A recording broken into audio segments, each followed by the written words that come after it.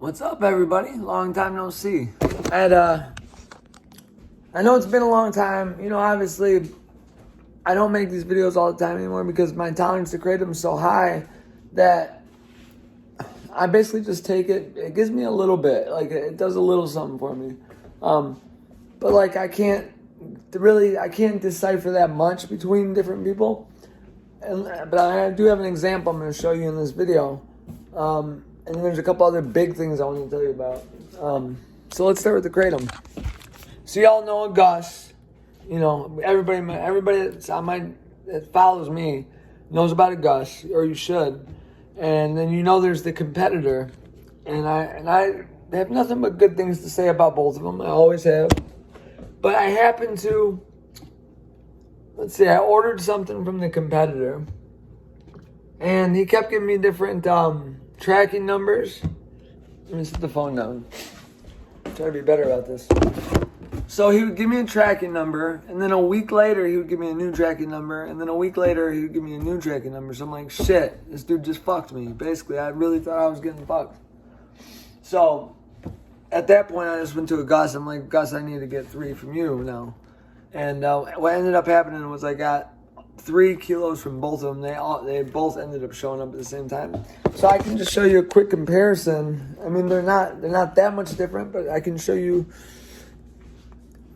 the difference between AGUS and Juno. Oh, look at this. This is kind of pretty. I know some of you buy a shit ton, but I mean, I take a lot of kratom. And there's still some up there. And I even ordered a white this time. You guys know I only take green. I used to take whites and reds, but once my tolerance got high, whites and reds didn't do it. So I bought a white Ming Dao just to give it a shot. And I can't really tell the difference. It's all the same to me. But anyways, so let me figure out which ones, who's are who's. So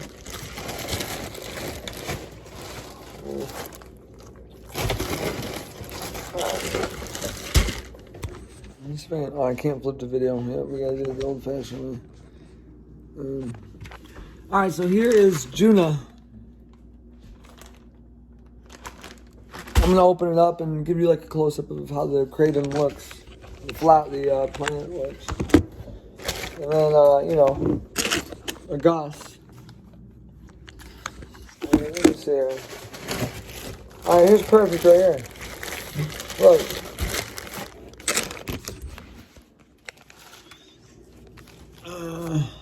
I don't know why it doesn't let you flip it, man. That's just so retarded.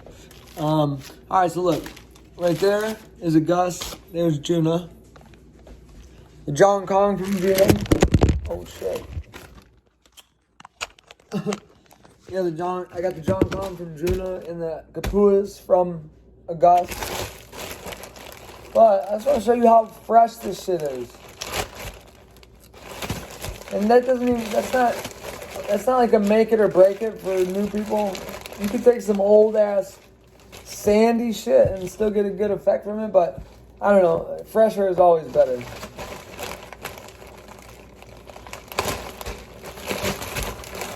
It tastes nasty sometimes.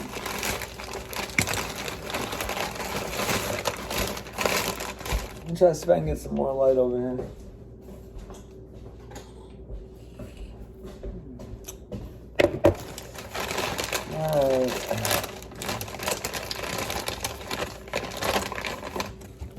It might be hard to tell in the video, but we're going to give it a shot.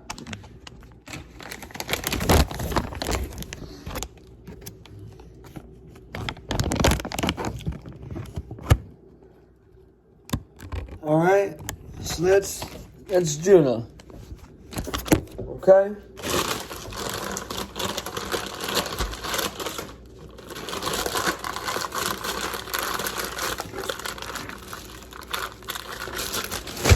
And then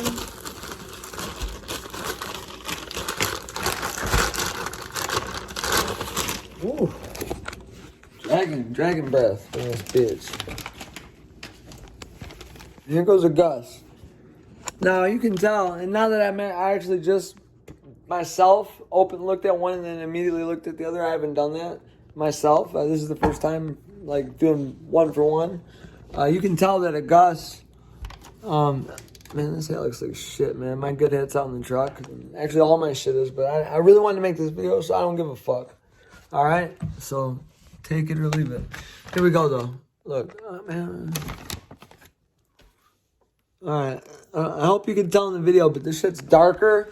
It's fresher. You know, like, sometimes, like, when, like, a plant is so fresh, you can smell the freshness. That's, like, the best way to describe it. That motherfucker smells fresh, you know? That's how this motherfucker smells. It's fresh. So I just want to show you guys that comparison. You know, I'm still going to the same 2 dudes. I did enough American vendors to know that when I go with these guys, I'm getting way more bang for my buck, and there's just no beating it. If you think there is a way to beat it, please let me know. Please.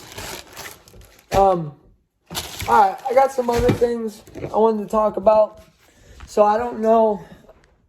Some of you may know I've been on Fenibut for a long time. And I'm not going to get into the whole story again. If you want to know the whole story, you're going to have to watch the videos. But some of you, my loyal subscribers, I know you guys know the story. But anyways. So, ultimately, I was able to get my dose, like, stable at 15 grams per day. And honestly, I don't even really like talking about Fenibut anymore. Even though it doesn't really get that much publicity, and you don't hear that much, it's not that loud. You don't see, there's not that many people talking about it. And a lot of people don't know how to fucking use it.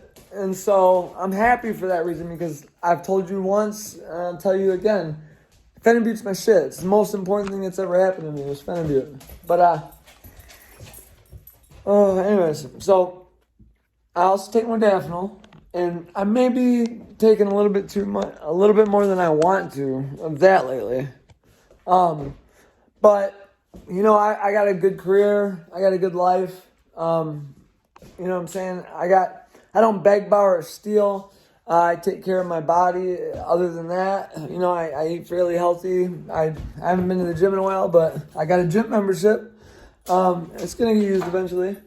But, like, what I'm getting at here is, one sec. My dog. Hey, say hey.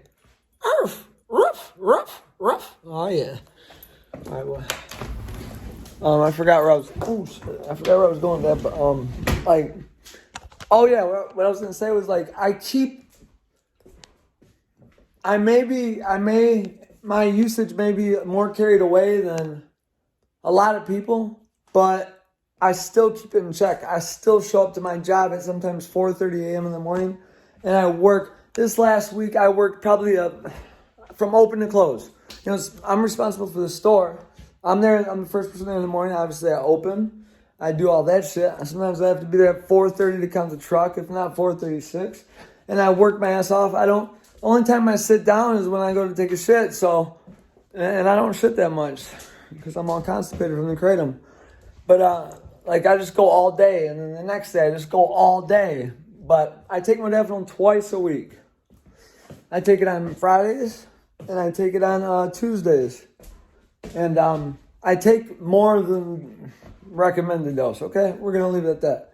But I only take it twice a week. There's a lot of people I know take it every single day. And I'm not trying to justify shit. I don't give a shit.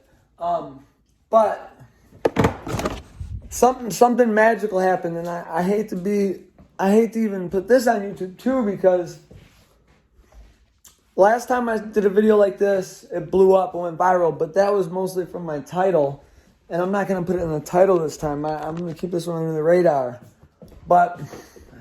And do this with caution if you choose to do this, if you're ever in my situation.